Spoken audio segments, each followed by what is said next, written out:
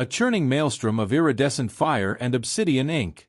Think of a swirling galaxy captured in a bottle, a chaotic dance of purple and gold plasma locked inside a perfectly transparent, geometrically rigid crystal cage.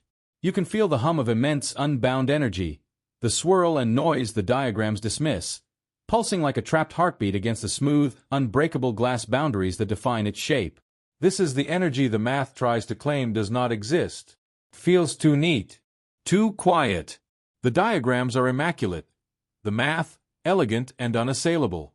I look at proof 36, at the Helmholtz decomposition that forces the solenoidal part to zero, based on a static, silent boundary constraint, and my gut screams, yes, but only if you hold the universe still.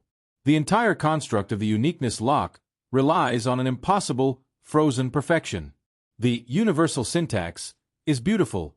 The idea that the same mathematical grammar applies to an electron and a massive plasma vortex.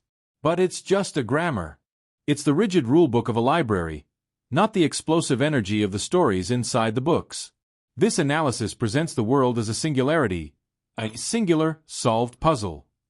My intuition pulls me back. The real field, the one that lives outside of perfect, quiet vacuum volume integrals, isn't a solved puzzle. It's an ongoing, energetic negotiation. You can set the boundaries. You can ground the box or bias the wall, and the unique field lines will dutifully shift, perfectly matching the constraints, just as Demo 2 shows. The deterministic engine works. But my gut can't shake the feeling. You haven't locked the field into submission. You've merely defined the limits of its playground. The rigid, stable, minimum energy state isn't the only possible image.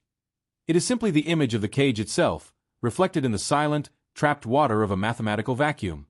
The true field, energetic, complex, and potentially unstable, is the fire that powers the maelstrom, waiting for the boundary cage to crack. This analysis is a beautiful, mathematically necessary cage, but it is not the animal.